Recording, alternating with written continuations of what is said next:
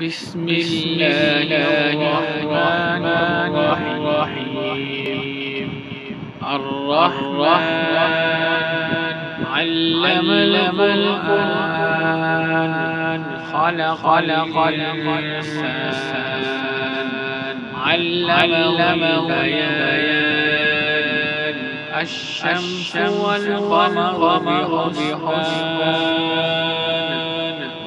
والنجم والشجر يسجدان والسماء رفعها ووضع الميزان ألا تطغوا في الميزان وأقيموا الوزن بالقسط ولا تخسروا الميزان والأرض وضعها للأنام فيها فاكهة ونخل ذات الأكمام والحب العصف والريحان.